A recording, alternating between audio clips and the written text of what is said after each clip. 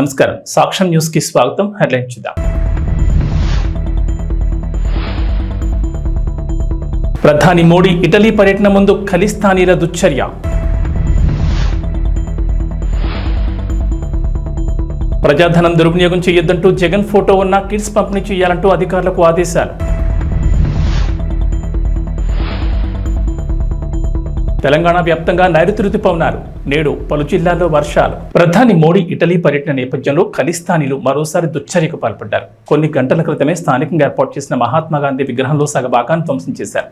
విగ్రహపీఠంపై వివాదాస్పద రాతలు రాశారు. ఇటీవల హత్యకు గురైన ఖలిస్తానీ వేర్పాటువాది హర్దీప్ సింగ్ నిజ్జర్కు అనుకూలంగా వివాదాస్పద నినాదాలతో కూడిన రాతలు రాశారు. అయితే విషయం తెలిసిన వెంటనే రంగంలో దిగిన స్థానిక అధికారులు విగ్రహ పీఠాన్ని శుభ్రం చేశారు. ఇటలీలో జూన్ 13-15 మధ్య జరగనున్న 50వ G7 శిఖరాగ్ర సమావేశాల్లో మోడీ పాల్గొనున్న విషయం తెలిసిందే. కాగా ఘటనపై విదేశాంగ శాఖ కార్యదర్శి మోహన్ పాత్ర స్పందించారు. ఈ ఘటనను స్థానిక అధికారుల దృష్టికి తీసుకెళ్లామని చెప్పారు. నిందితులపై తగు చర్యలు తీసుకుంటామని హామీ ఇచ్చారు. గత ఏడాది కెనడాలోని బ్రిటిష్ కొలంబియా ప్రావిన్స్లోని ఓ యూనివర్సిటీ క్యాంపస్లో కూడా ఖలిస్తానీ వాదులు ఇదే దుశ్చర్యకు పాల్పడ్డారు. అక్కడ ఏర్పాటు చేసిన మహాత్మాగాంధీ విగ్రహంపై అభ్యంతరకర రాతలు రాశారు. చంద్రబాబు ఏపీ ముఖ్యమంత్రిగా నిన్న ప్రమాణం చేసిన విషయం తెలిసిందే. దీంతో ఆంధ్రప్రదేశ్లో చంద్రబాబు మార్పు పాలన మొదలైంది. ప్రమాణ స్వీకారం చేసిన వెంటనే పాలనలో మార్పు చూపించారు. ప్రత్యర్థులపై కక్ష సాధింపు చర్యలు పగా ఉండవని నిరూపించారు.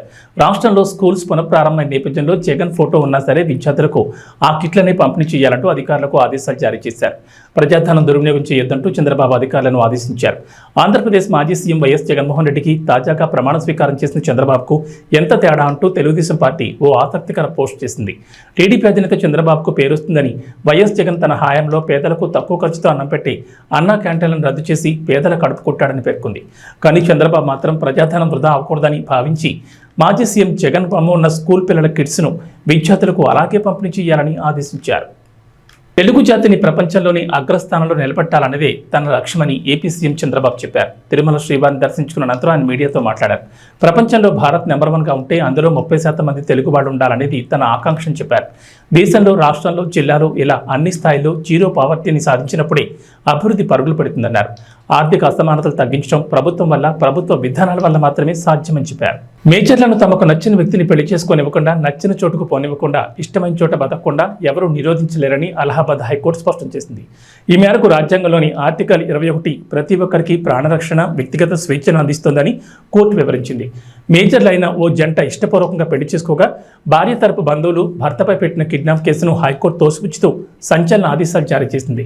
భార్య మేనమామ ఫిర్యాదు మేరకు కిడ్నాప్ కేసు నమోదు చేయడమే కాకుండా జ్యుడిషియల్ మెజిస్ట్రేట్ భార్య వాంగ్మూలాన్ని తీసుకున్న తర్వాత కూడా ఆమెను తల్లిదండ్రుల ఇంటికి తిరిగి పంపించడాన్ని అలహాబాద్ హైకోర్టు తీవ్రంగా తప్పుపట్టింది. ఈ శుక్రవారం థియేటర్లలో దిగబోతున్న సినిమాల సంఖ్య ఎక్కువగానే ఉంది.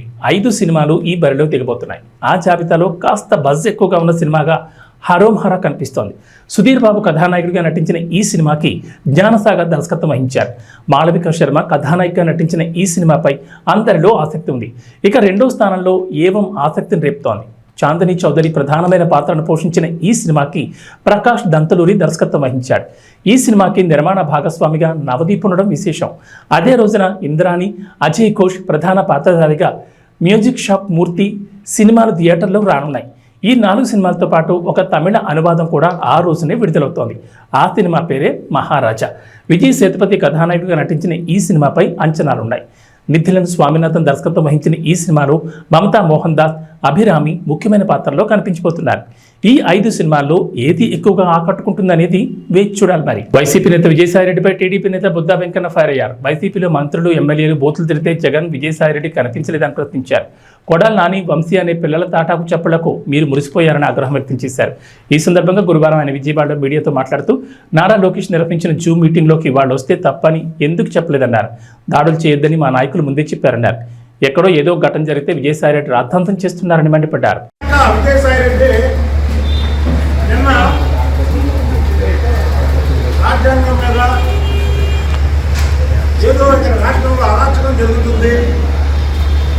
దాన్ని ఆపాలి అని ప్రధానమంత్రి గారికి, హోంమంత్రి గారికి లేఖలు పంపించడం చాలా విదూరం. అసలు ఈ ముసలినక్క విజయసాయిరెడ్డి తెలుగుదేశం ప్రభుత్వం 2014 నుంచి కూడా ఇష్టం వచ్చినట్టు కార్యక్రమాలు వస్తుంటే మా ప్రభుత్వం ఉండి కూడా ఈ ముసలి నక్కని మేమేమీ చేయకుండా వదిలేయడమే తప్పైపోయింది. కాబట్టి 2019 నుంచి 2024 వరకు తెలుగుదేశం పార్టీ శ్రేణుల మీద అనేక దాడులు నిర్వహించడమే కాకుండా నోటికి ఇష్టానుసారం కూతురు మాట్లాడడం, సోషల్ మీడియాలో పెట్టడం, ఇవన్నీ ఈ ముసలి నక్కను ముసలి నక్కన పక్కన వాళ్ళకి కనబడలేదో ఇవ్వబడలేదో అరాచకాలు ఉంటే ఓటు కాదు. జూన్ 4 ఎన్నికల ఫలితాలు ముందు వచ్చే వరకు కూడా ఢిల్లీలో పులి తోడు కప్పుకొని ప్రవర్తించినట్టు జగన్మోహన్ రెడ్డి కానీ లేదా విజయసాయి రెడ్డి కానీ, అలాగే ఇక్కడ కొడాలి నాని, వంశీ, అవినాష్, దారంపూడి చంద్రశేఖర్ రెడ్డి, అంబటి రాంబాబు, పిన్నెల రామకృష్ణారెడ్డి, ఇంకా చాలామంది వీళ్ళందరూ పిల్లులు పులులాగా యాక్ట్ చేశారు ప్రభుత్వాన్ని అడ్డం పెట్టుకొని. ఎన్నికల ఫలితాల తర్వాత ఎక్కడా కూడా రాష్ట్రంలో మీరు ఒక్కసారి కూడా ప్రజలకి వినియోగించడానికి ఈ ప్రెస్ మీట్ పెట్టింది. ఇవాళ ఏదో చిన్న చిన్న సంఘటనలు తప్ప ఏ పెద్ద సంఘటనలు ఈ రాష్ట్రంలో జరగాలి. ఇంకా తెలుగుదేశం పార్టీ నాయకుడినే కర్నూలులో చంపేశారు. ఏది మా ప్రభుత్వం వచ్చిన తర్వాత. మా ప్రభుత్వం వచ్చిన తర్వాత ఏదైనా చిన్న చిన్న సంఘటనలు జరిగినా వాళ్ళని కేసులు పెట్టారు. ఎప్పుడైతే చంద్రబాబు నాయుడు గారు కానీ, లోకేష్ గారు కానీ, పవన్ కళ్యాణ్ గారు కానీ వీళ్ళు ఇలాంటి మాటలు కానీ దాడులు కానీ చెయ్యకండి అని ఎప్పుడైతే చెప్పారో ఆటోమేటిక్గా బీపీ వచ్చినటువంటి కార్యకర్తలు అందరూ కూడా సైలెంట్ అయ్యారు. దీన్ని మళ్ళీ రద్దుకొట్టి విధంగా ఈ ముసలి నక్క విజయసాయిరెడ్డి నిన్న ప్రెస్ మీట్ పెట్టారు. ఏమన్నా విజయసాయిరెడ్డి నీకు కనబట్టలేదా? విజయవాడలో అవినాష్ పార్టీ ఆఫీస్ మీద దాడి చేసినప్పుడు ఖండించావా? కొడాలి నాని చంద్రబాబు నాయుడు గారిని ఇష్టానుసారం మాట్లాడినప్పుడు ఖండించారా? వల్లభనేని వంశీ వాడొక లుచ్చ తెలుగుదేశం పార్టీలో 2 సార్లు గెలిచి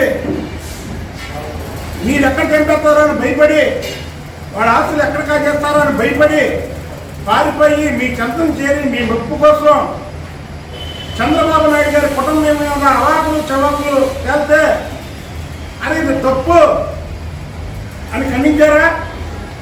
అసలు విజయసాయి నీకే అర్హత ఉంది లేఖ రాయడానికి? నీ ఇంట్లో నీ పక్కన కొడాలి నాని అనే ఒక పిల్లి, వల్లభనేని వంశీ అనే ఇంకో పిల్లి, ఈ 2 పిల్లిలు అటు ఇటు కూర్చొని లోకేష్ బాబు గారు ఏదైతే విద్యార్థులతో జూమ్ మీటింగ్ నిర్వహిస్తే ఆ జూమ్ మీటింగ్లో మీ సాహిత్యంలో కొడాలి నాని వల్లభనేని వంశీ జూమ్ మీటింగ్లోకి వస్తే ఖండించలేదే? ఇవాళేమో రాజ్యాంగాలు ఎక్కడ ఉన్నాయి, లా అండ్ ఆర్డర్ ఎక్కడ ఉంది అని మాట్లాడుతున్నాడు కొడాలి నాని. అరే ఒక్కరోజుకైనా వెళ్తారాగయ్యా? మీరు పోరాటం చేయగా ప్రతిపక్షంలో మన మీద దాడి జరగలేదే? మీరు రాజేస్తారంటే మాటల్లో దాడి చేయించాడే, మీరు భయపడలేదే? అయినా అసలు మీ మీద దాడి ఎక్కడ జరిగిందా? మీరు దాడులు చేయమని ఎవరికి చెప్పట్లేదు. దాడుల్ని మా పార్టీ నాయకులే దాడులు చేయొద్దని చెప్పారు. ఈ రాష్ట్రంలో ఏదో అయిపోతుందని కేంద్రంలో చూపించడం కోసం ఈ ముసలి నక్క విజయసాయిని పక్కన ఒక 2-3 ఎంపీలు చోటా మోటా ఎంపీలు వేసుకొని రాష్ట్రంలో ఏదో జరిగిపోతుందని రాష్ట్రానికి చూపించడం కోసం ఒక ప్రెస్ మీట్ పెట్టాడు. చెప్పండి, ఫలానా నాయకుడి మీద దాడి జరిగిందని ఏదో ఆవేశంలో అలా ఉత్సాహంలో చిన్న ఏదో సంఘటన జరిగింది, దాన్ని అందరితో కట్టయిపోయింది. మరి లోకేష్ బాబు గారి మీద జూమ్ మీటింగ్లో ఈ పిల్లి వల్లభనేని వంశీ వచ్చి మాట్లాడితే నీ ఇంట్లో నువ్వు మాట్లాడిస్తే రావచ్చా?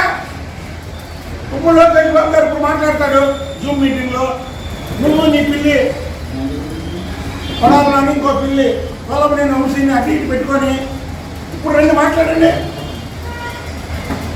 అంటే ప్రభుత్వం అంటే ఒకలాగా, ప్రభుత్వం లేకపోతే ఇంకొకలాగా. మీరే ధైర్యవంతులే, ప్రభుత్వం ఉన్నా లేకపోయినా పోరాటం చేయాలా? మీరు పోరాటం చేయాలా? ఇదే పిల్లిలా మాట్లాడతారు సార్. మీ మీద ఏ సంఘటన జరగకుండా పిల్లిలా మాట్లాడతారు. చంద్రబాబు నాయుడు గారికి అవన్నీ రుద్దుతారు.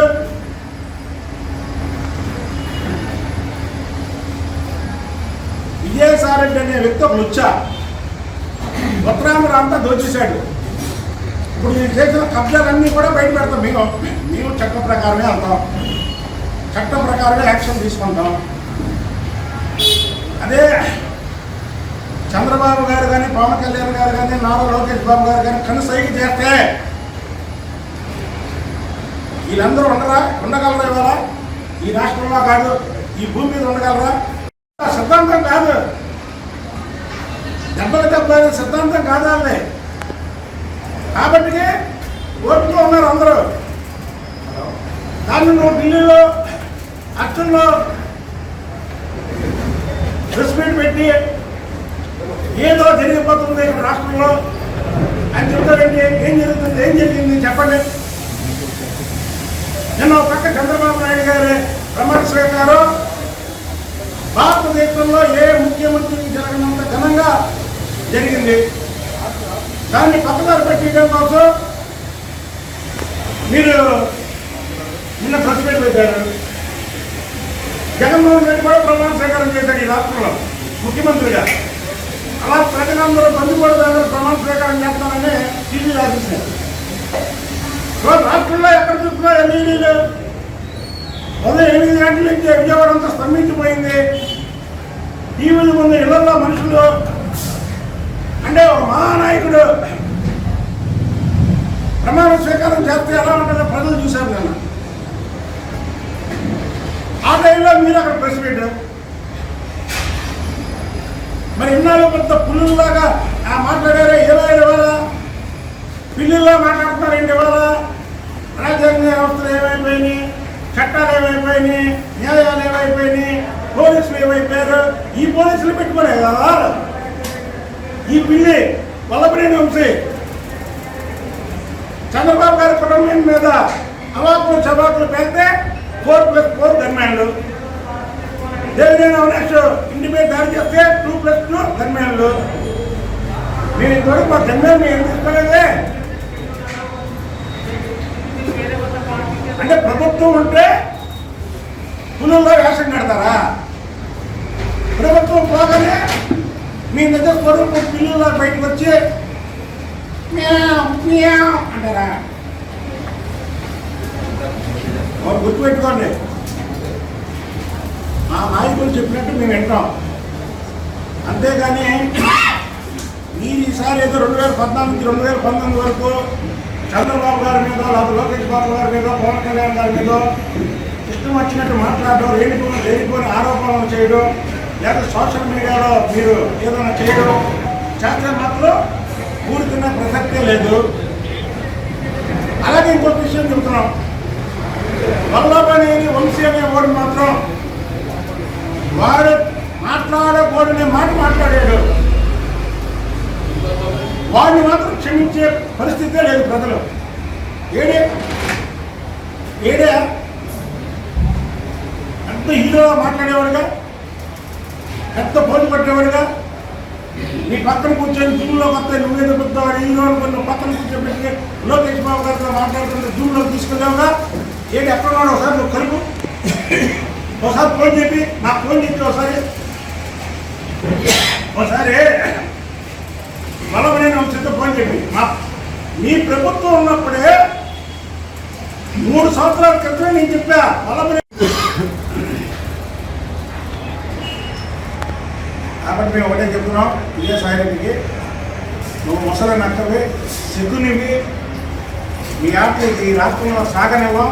సాగు నేను చెప్పినట్టు చక్కగా బుద్ధిగా మీ పార్టీని రద్దు చేసుకొని మీరు ఇళ్లలో కూర్చొని చక్కగా కేసులు వాయిదాలకు వెళ్ళి ఆ వేసే శిక్షని జీవితకాలం జైల్లో ఉండి అనుభవిస్తే చేసిన తప్పులకి కొంతైనా మీకు ఉపశమనం లోపల జైల్లో కలుగుతుంది. అంతేగాని ఈ లేనిపోని ఆరోపణలు చేసి రాష్ట్రంలో ఏదో అయిపోతున్నాయి, ఏది రాష్ట్రాన్ని శ్రీకొండలో మార్చింది మీరు, మార్చి ఇవ్వాలా ఇలా మాట్లాడతారా?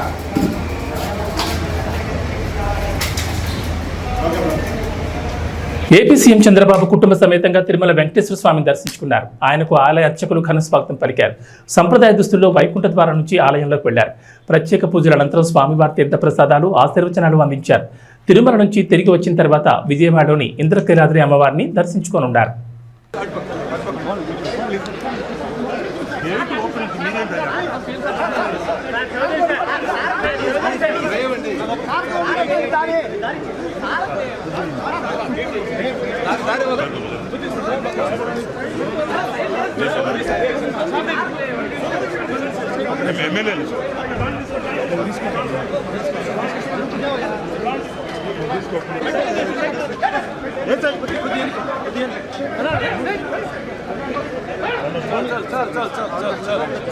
గట్టిగా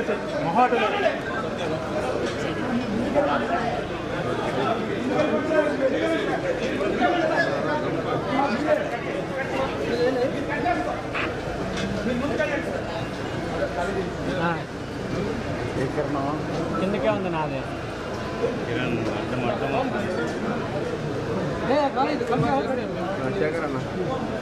కిరణ్ కింద పెట్ట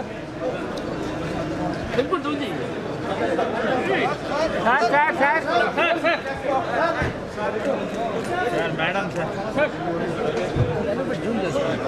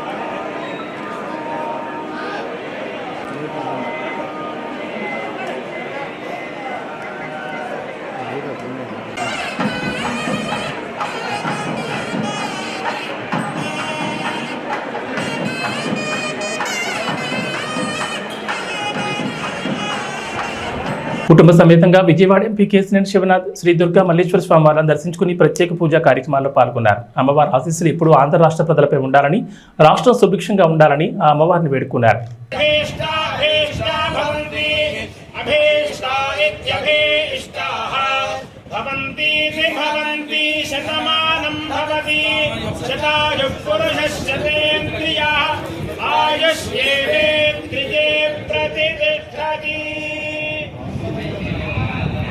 महाकाली महालक्ष्मी महासरस्वती स्वरूप कनकदुर्गा महापरदेवता अनुग्रह प्रसाद फल सिद्धिरस्तु समस्त सन्मंगलानि भवन्तु. जनक बेटा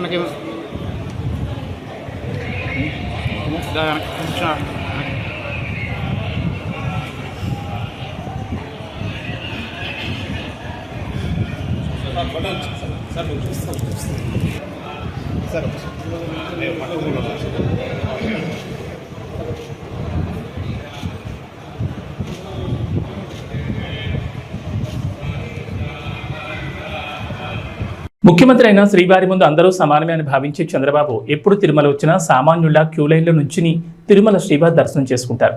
ఈసారి కూడా ఆ ఆనవాయితీ కొనసాగించారు.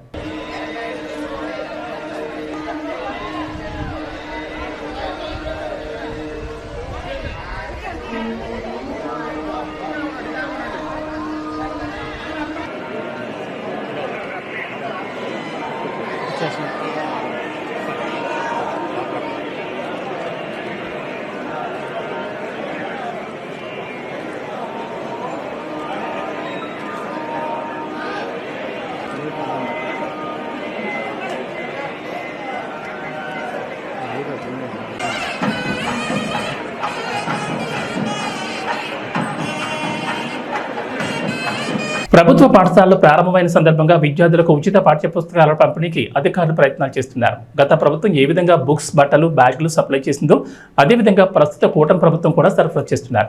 ఈ సందర్భంగా సెంట్రల్ ఎంఈఓ విజయలక్ష్మి మాట్లాడుతూ ప్రభుత్వ ఉత్తర్వుల మేరకు అన్ని పాఠశాలలకు కిట్లను సరఫరా చేస్తున్నామని చెప్పారు.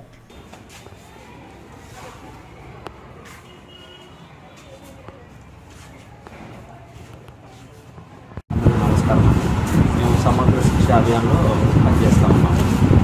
గత ప్రభుత్వం ప్రవేశపెట్టిన ఏవైతే shoes, text books, note books లాంటి పిల్లలకు ఇచ్చే విద్యాకారణ పేరుతో గత ప్రభుత్వం తీసుకున్న నిర్ణయాన్ని ఇప్పుడు ఇచ్చిన ప్రభుత్వం కూడా ఏ మార్పులు చెప్పు లేకుండా అమలు చేయడం జరుగుతూ ఉంది. ఆ నేపథ్యంలోనే ఇప్పుడు ఈ సెలవుల అనంతరం, వేసవి సెలవుల అనంతరం పిల్లలకి text books, notes, shoes, bags గత ప్రభుత్వం ఏదైతే అమలు చేస్తుందో ఈ ప్రభుత్వం కూడా యథావిధిగా అమలు చేయడానికి ఎలాంటి మార్పులు చేర్పు లేకుండా చేయడం చాలా బాగుంది. పిల్లలు సంతోషకరంగా ఉన్నారు. వీళ్ళు ఎక్స్ యథావిధిగా పాత ప్రభుత్వంలో ఎలా కొనసాగిందో ఈ ప్రభుత్వం కూడా యథావిధిగా కొనసాగించడానికి ఆమోదయోగ్యంగా నిన్న ముఖ్యమంత్రి గారు కూడా తెలియజేశారు. అందరికీ నమస్కారం అండి. నా పేరు టి విజయలక్ష్మి. నేను ఈస్ట్ మండలంలో ME02గా పనిచేస్తున్నాను. గవర్నమెంట్ ఆదేశానుసారం స్టూడెంట్స్ కిట్ అనేది నిన్నటి నుండి అంటే 12వ తారీఖు నుండి కూడా మండల్ పాయింట్ నుండి స్కూల్ పాయింట్కి సరఫరా చేయడం జరుగుతుంది. 2 రోజుల్లో ప్రతి ఒక్క స్కూల్కి కూడా మా మండల్ పాయింట్ నుండి ఈ విద్యా కిట్లు సరఫరా చేయడం జరుగుతుంది. అంతేకాకుండా ప్రతి స్టూడెంట్కి కూడా ఈ స్టూడెంట్ కిట్ అనేది తప్పకుండా అందజేస్తామని ఈ విధంగా ఇందు మూలంగా తెలియజేస్తున్నాను. ధన్యవాదాలు. మీరు మాట్లాడతారు. ఏమైంది నేను మాట్లాడాక? అందరికీ నమస్కారం అండి. మేము విజయవాడ ఈస్ట్ మండలంలో సిఆర్పీగా పనిచేస్తామండి. మాకు గవర్నమెంట్ ఇచ్చినటువంటి ఆదేశాల ప్రకారం నిన్నటి నుంచి 12/6/2024 నుంచి మండల్ పాయింట్ నుంచి స్కూల్ పాయింట్ వరకు కూడా ప్రతి ఒక్క కిట్ని కూడా స్టూడెంట్ కిట్ని డిస్ట్రిబ్యూట్ చేయడం జరుగుతుందండి. ఈ 2 రోజులు మొత్తం కూడా స్టూడెంట్కి అందే విధంగా సరఫరా చేయడం జరుగుతుందండి అని తెలియజేస్తున్నాను. Thank you. T20 world cup 2024లో భాగంగా బుధవారం జరిగిన మ్యాచ్లో అమెరికాపై గెలుపుతో భారత్ సూపర్ 8 దశలోకి అడుగుపెట్టింది.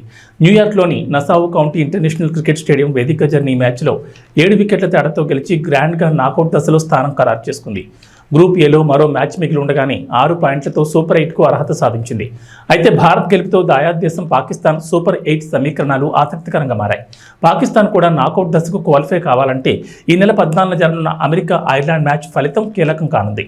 ఐర్లాండ్పై మ్యాచ్లో అమెరికా ఓడిపోయి ఐర్లాండ్పై పాకిస్తాన్ గెలిస్తే 4 పాయింట్లతో దాయాద్ దేశం సూపర్ 8లో ప్రవేశించే అవకాశం ఉంటుంది. ఇరు జట్లకు సమానమైన పాయింట్లు ఉంటాయి కాబట్టి నెట్ రన్ రేట్ కూడా కీలకమవుతుంది. ఒకవేళ ఐర్లాండ్పై అమెరికా గెలిస్తే 6 పాయింట్లతో తదుపరి దశలోకి ఎంటర్ అవుతుంది. ఈ సమీకరణంలో పాక్ టోర్నీ నుంచి నిష్క్రమించాల్సి ఉంటుంది. ఇక వాతావరణ విషయానికి వస్తే తెలంగాణ వ్యాప్తంగా నైరుతి రుతుపవనాలు విస్తరించాయి. దీంతో రాష్ట్ర వ్యాప్తంగా విస్తారంగా వర్షాలు కురుస్తున్నాయి. నైరుతి రుతుపవనాల ప్రభావంతో నేడు పలు జిల్లాల్లో ఓ మోస్తరు నుంచి భారీ వర్షాలు కురిసే ఛాన్స్ ఉందని హైదరాబాద్ వాతావరణ శాఖ అధికారులు తెలిపారు. కొన్ని చోట్ల మాత్రం జల్లులు పడతాయన్నారు. గంటకు 30 నుంచి 40 కిలోమీటర్ల వేగంతో ఈదురుగాలు కూడా వీస్తాయన్నారు. కింది స్థాయి గాలులు పశ్చిమ వాయు దిశల నుంచి రాష్ట్రం వైపు వీస్తున్నాయని చెప్పారు. ప్రజలు అప్రమత్తంగా ఉండాలని సూచించారు. నేడు కరీంనగర్, జయశంకర్, భూపాలపల్లి, ములుగు, భద్రాద్రి కొత్తగూడెం, నిజామాబాద్, రాజన్న సిరిసిల్ల, మహబూబాబాద్, వరంగల్, రంగారెడ్డి, మేడ్చల్, మల్కాజ్గిరి, వికారాబాద్, సంగారెడ్డి, మెదక్, కామారెడ్డి, హనుమకొండ, సిద్దిపేట జిల్లాలో భారీ వర్షాలు కురుస్తాయని చెప్పారు. ఈ మేరకు ఆయా జిల్లాలకు ఎల్లో అలర్ట్ జారీ చేశారు. ఉమ్మడి ఆదిలాబాద్, మహబూబ్ నగర్, రంగారెడ్డి, వరంగల్, ఖమ్మం జిల్లాలో ఈదురుగాలతో కూడిన తేలికపాటి వర్షాలు కురుస్తాయని చెప్పారు. ఏవీ బులెటిన్ విశేషాలు. నమస్కారం.